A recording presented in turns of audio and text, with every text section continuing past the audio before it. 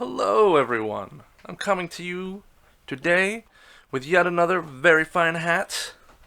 I get a million of these. I could keep going, and I will. But anyway, the reason for this video is because I forgot to record the lecture or the class session that we did on Thursday. So I just wanted to go over the things that we covered. I'm going to do these in bite-sized pieces, so I will, for this video I'm just going to talk about plot. I may come to you in a different hat to talk about the 5 orange pips. And then, I'm not entirely sure if I'm going to do the story of an hour, right? Most of that was really dependent on discussion and reading, so I'm not going to read the story in the video. Anyway, but let's move on to talking about plot. If I can figure out how to run a damned PowerPoint presentation. Plot. What is it? How does it work?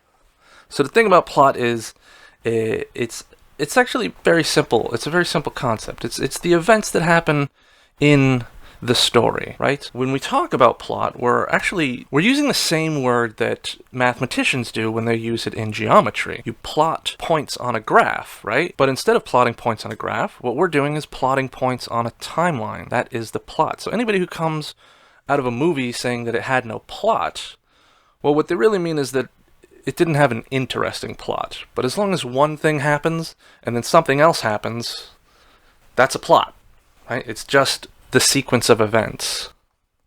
Now, there are 2 ways to make plot interesting. The first is to have interesting things happen in your plot.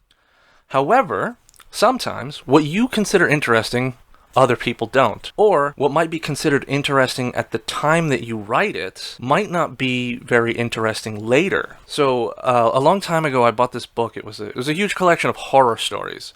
It had Dracula in it. It had Frankenstein in it. Dr. Jekyll and Mr. Hyde was in it.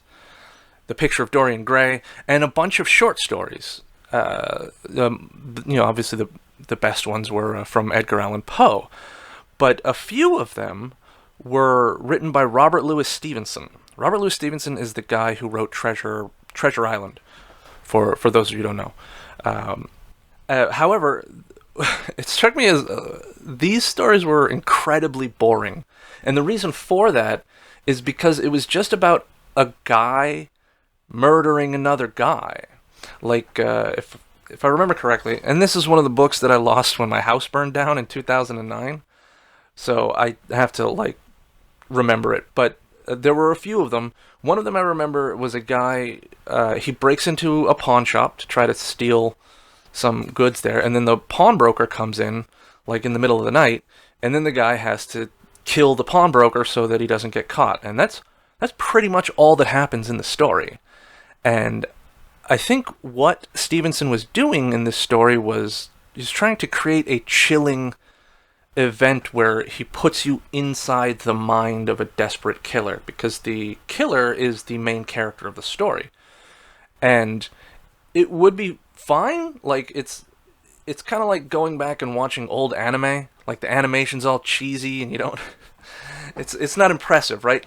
So, and this would be fine, except that you could find a story like that on television any night of the week. Probably multiple stories like that.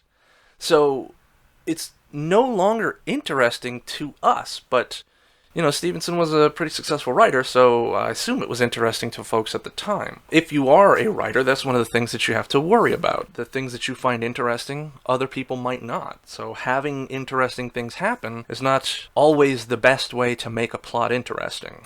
Now, the second way to do it is to have different events revealed to different people at different times. Sometimes the audience knows something that the character doesn't. Think about the classic horror movies, slasher movies, where a killer goes into a room, he's got a knife, and then someone comes home and they're headed down the hallway into that room. You, the audience, know what's going to happen when they get there, but the character has no idea. So just knowing the sequence of events and other characters not knowing the sequence of events creates a dramatic tension. Then the other option is the characters know something that the audience doesn't. And you find this in heist films, right? Or you find it in mysteries. They didn't do much of it in the Sherlock Holmes story that we read, but very often Sherlock will know the whole case way in advance, and then he gathers everyone together to walk them through the story. So he knows everything.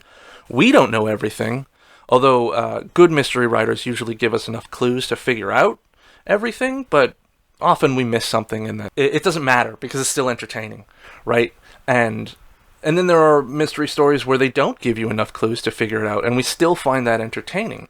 But the thing is, tension there, or the interest there, is the mystery. You want to know something, and it's being withheld from you. You see characters acting in a certain way, and that makes you feel like you have clues to what's going on, and you may or may not, right? You might figure it out, you might not. However, when it is finally revealed what happened, then you think back, like in retrospect, all of the decisions that the different characters have made make a lot more sense. And so you can create interest that way.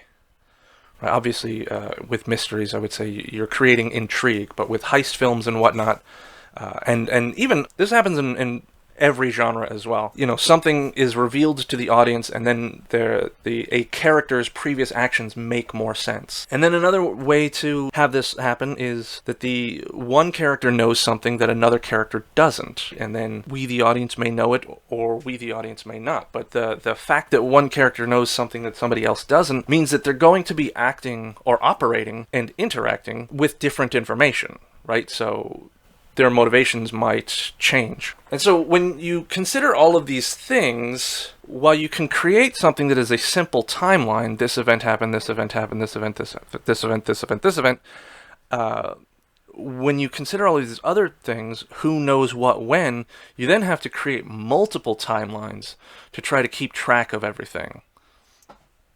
All right, this person did this, but they did it because they didn't know this, and then they found out later.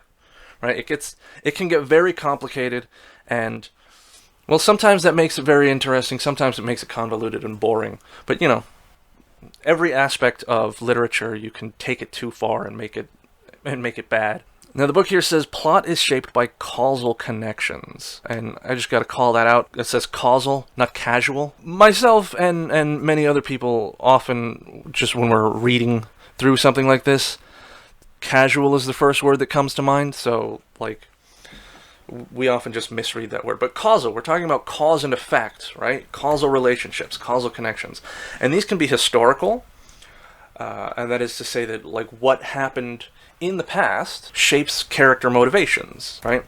Or what happened in the past can shape the landscape. You know, whether or not a building was built, whether or not a road was built, whether or not a road was finished.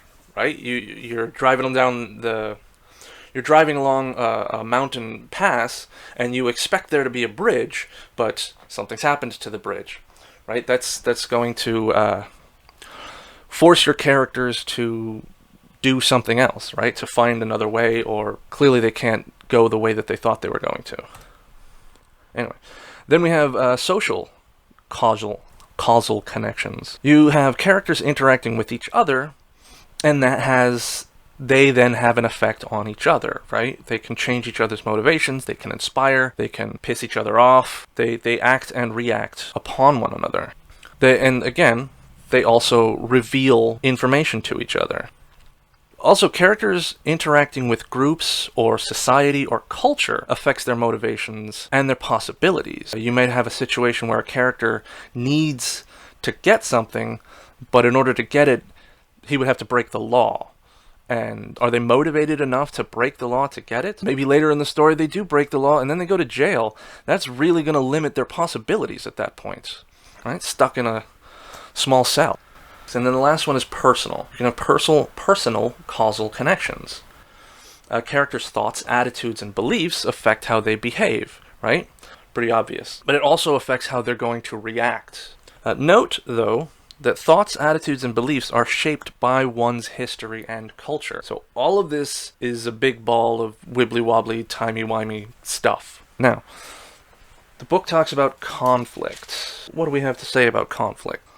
Actually, I don't know why they wanted to talk about conflict first. Alright, so the conflict is just the struggle between the protagonist and the antagonist. It's important to note, though, that the protagonist is not necessarily a hero. It's just the character that we spend the most time with, the character whose journey we follow. They might be a hero, they might be a reluctant hero, they might be indifferent through the whole story, or they might even be a villain. It's just that we're following them, right? We're spending the most time with them. They're the ones who are who are pursuing some sort of want or need. They're driven by the plot and they drive the plot forward. And then the antagonist, in the opposite direction, might not be a villain. The other aspect of the antagonist is that it might not even be a person.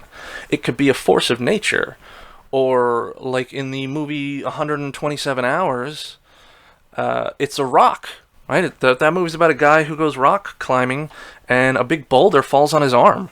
That's the whole movie. Stages of plot. Let me read this part out. According to Kersner and Mandel, a work's plot explores one or more conflicts, moving from exposition through a series of complications to a climax, and finally to a resolution. In this section of the book, it doesn't actually talk about, or in this paragraph, it doesn't talk about crises. If you're paying attention, you notice that there's an extra word in there. Anyway, okay, so exposition is just information, and each one of these has its own slide, so don't worry if I'm going too fast. Complications are basically events that change the situation. Like whatever's going on, something new is introduced. A crisis is a peak in the action. The climax is the final or most important crisis. And then the resolution is the result of the story after the climax. Alright, so exposition. What do we need to know about exposition? You got a formal exposition section, but you also get exposition throughout the story. So when we talk about it as a stage of plot, what we're talking about is a stage in the beginning where the story lets you know everything that you need to know in order for the story to move forward. What information do we need before the plot can happen? Who are the characters? Where are we? When is it? And when we talk about where are we could be talking about what country are we in, or what building are we in, what town are we in. It could be something that's established that's very broad, or something that's very narrow. Oh, we're in a jail cell and we have no idea where, right? And then when is it is the same thing. It could be the historical period, or we could be talking about the time of day, or the season. That is not to say that all of this is necessary. An author may not feel it is necessary for you to know what year it is, or even sometimes what the characters' names are. Some of that information is stuff that you don't get, so it really depends on the story that's being told. Alright, then complications. As I said before, they're events that change the situation. They're not necessarily crises, but a crisis is a complication. However, it could be something as simple as introducing a new character. That's a complication, right? It might not present a threat or a crisis to the characters that are already there, but it is a complicating action. Now, crises. You may have noticed that I've written crises on the screen, and I keep saying crisis or crises. The plural of crisis is crises, so that's what's going on there. Crises are confrontations, right?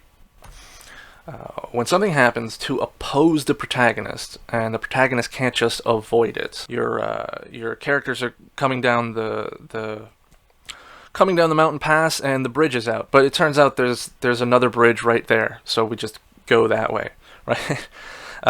When you can't avoid it, that's when you have a crisis.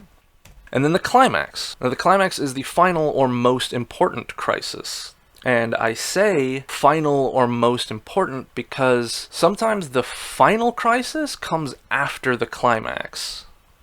But the climax brings about the end of the story. Let me think of an example. Back in the day, I used to love the Tomb Raider games, like the first ones that came out for the PC and the PlayStation. And at the end of that story, you have to fight the final boss. I still remember her name, is Jacqueline Natla. She turns out to be some kind of immortal from Atlantis, and she's trying to raise Atlantis and take over the world, right? And you have to fight her in this giant temple. And when you do, right, when you win that fight, that's the climax. But then you get a little cutscene that shows oh, she died, and Lara Croft grabs the artifact that she was there to get. And then it goes back right into gameplay. And as you're playing the game now, the temple that you're in starts to crumble all around you. And you have to run through the room, dodging stalactites that are falling from the ceiling, or boulders that are rolling across the floor, and run down into a tunnel, and then there's like spikes shooting out of the walls and stuff like that. And you have to avoid all this stuff, and this is all gameplay, right? But this is all a crisis that happens after the climax. So that's why I say the final or most important crisis. But the thing is, if you think about that story, if Lara, if that was a real life event, if Lara Croft died in the collapse of the tunnel, that wouldn't change the outcome of the story, right? She already stopped Jacqueline Natla from taking over the world, which is what makes the battle with Jacqueline Natla the crisis, or the climax. Does that make sense? You've brought about the end of the story, but it's not necessarily the ending itself.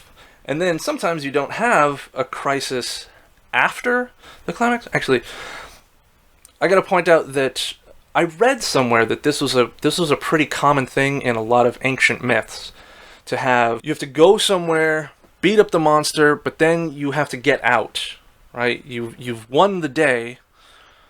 But then there's the journey home, which may have its own trials and tribulations, but essentially the story is over. Then you have the resolution. And the resolution is kind of like a bookend to the exposition. The whole story has happened, and now we're going to find out what happens afterwards. A lot of people like to point out that it's also called the denouement.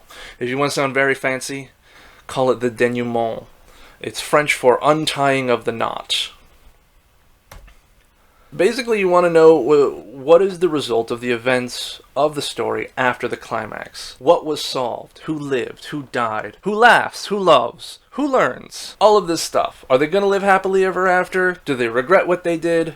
Are they scarred by their experiences? It's all of us learning how the dust has settled. Okay, then we have order and sequence. Apparently I didn't do the PowerPoint right.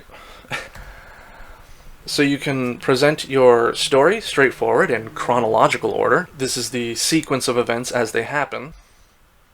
Or you have several tools to present the story outside of chronological order.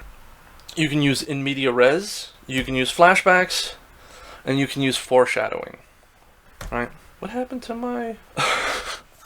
Okay. In media res is Latin for in the middle of things. Essentially, you're starting the story at some point in the middle, right? And then you jump back. They just did this with the Birds of Prey movie, the Harley Quinn. It starts in some sort of an action scene, and then you get tension built up from that action scene, and then we have to go back to the beginning of the story to figure out how we got into this action scene. It's pretty common trope at this point. Then, of course, you have flashbacks. Flashbacks are any time you are experiencing a part of the story that happened earlier, or experiencing events that happened earlier. They could be events that happened earlier in the story that you're reading, or they could be events that happened before the story began that now suddenly are important in the story.